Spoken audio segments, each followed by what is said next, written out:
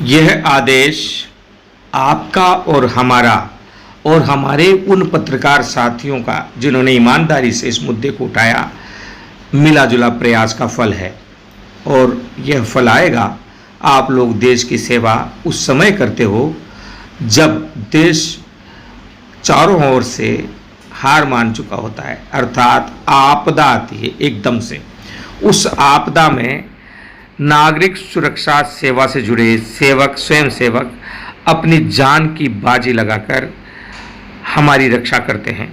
हम पत्रकार पत्रकारिता के जरिए देश को आकार देते हैं और इसी प्रकार आए दिन देश की सीमा पर और अंदर आतंकवादियों से, राष्ट्रद्रोहियों से लड़ते हुए कुछ जवान शहीद भी होते हैं। सब लोग अपना सही कार्य करते हैं, लेकिन कुछ अधिकारी इस बीच गड़बड़ घोटाला करते हैं। यह आदेश खुश होने का कारण नहीं है। इस आदेश को पुनः आप पढ़िएगा। इस आदेश में साफ लिखा हुआ है अग्रिम आदेश तक स्थगित, अर्थात यह अभी पोस्टपोन की गई है, रद्द नहीं की गई है। जबकि इस भर्ती में अगर गड़बड़ पाई जाती है तो उसे रद्द करना चाहिए था, लेकिन यह पर्दा डालने की कोशिश भी हो सकती है। इसलिए आप लोगों को और हमें रुकना नहीं है।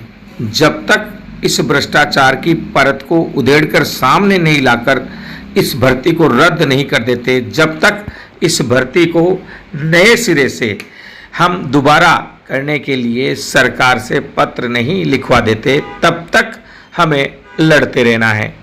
और यह लड़ाई जीवन भर सतत चलती रहनी चाहिए, क्योंकि आज हमारे विभाग में भ्रष्टाचार है, कल किसी और विभाग में भ्रष्टाचार होगा।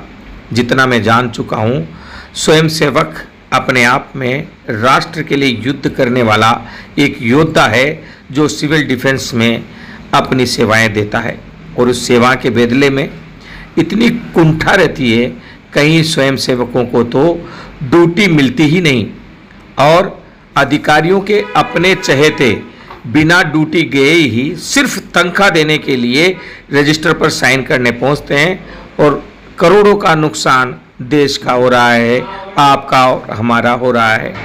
वहीं कई स्वयंसेवक जिनको ड्यूटी दी जाती है, कभी कभार ड्यूटी दी जाती है, ड्यूटी 100 किलोमीटर दूर, 120 किलोमीटर दूर, 60 किलोमीटर दूर। सोचिए, बड़ी मुश्किल से वो अपना परिवार चला रहा होता है, उस कार्य को स्थगित कर अब ड्यूटी 100 किलोमीटर दूर दे दी गई है। अगर जाता है तो जो कार्य वह निरंतर कर रहा है उसमें व्यवधान आता है, अगर नहीं जाता है तो आगे से उसे यहाँ भी ड्यूटी नहीं मिल सकती। बेरोजगारों की बेरोजगारी का यह मातम, यह रुदन, यह रोना कोई नहीं देख रहा है। जो दर्द है ना छोटे सी तनख्वाह में जीने वालों का, वह न सरकार सुन रही है न अधिकारी सुन रहे हैं। ऐसे में हम जैसे छोटे पत्रकार आवाज़ बुलंद कर रहे हैं। धन्यवाद देते हैं, आप लोग चैनल को सब्सक्राइब कर रहे हो, आपकी और हमारी आवाज़ को बुलंदी प्रदान कर रहे हो। लेकिन हम यहीं तक नहीं रुकने वाले। गांधी टीवी ने आज कुछ अधिवक्ताओं से बात की है। हम लोग नागरिक सुरक्षा सेवा समिति के पदाधिकारियों के साथ मिलकर तैयारी कर रहे हैं, क्योंकि अब अदालत का चौखट भी खटखटाना जरूरी हो गया है। नहीं तो यह स्थगित की गई भर्ती लीपापोती कर दोबारा वैसी की वैसी ही लागू कर दी जाएगी। अभी इसे स्थगन आदेश आए लगभग 24 घंटे से अधिक हो गए हैं, लेकिन यह विभागीय स्थगन आदेश है, ना कि यह कानूनी स्थगन आदेश। इसलिए हम रुकेंगे नहीं, जब तक है दम तब तक लड़ेंगे।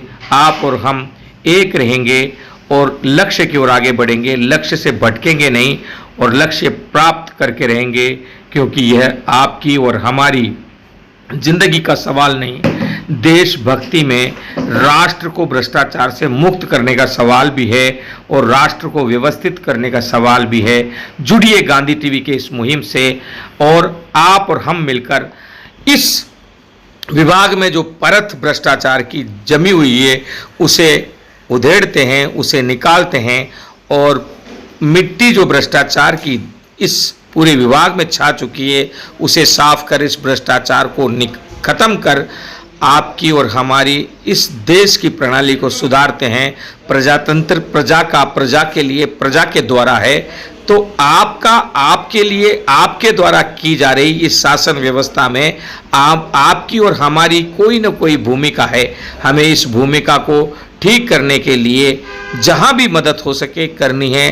हो सकता है आप पत्रकार नहीं हो सकता है आप में सक्षम ताकत न हो, लेकिन हम सब जब बन जाते हैं, आप और मैं जब मिट जाते हैं और जब हम बनकर आगे बढ़ते हैं तो हम बहुत बड़ी ताकत की मुट्ठी बनती है और एक मुक्का जोर से इस भ्रष्टाचार के मेज पर मारेंगे तो भ्रष्टाचार की फाइलें सारी खुद ब खुद खुल जाएंगी।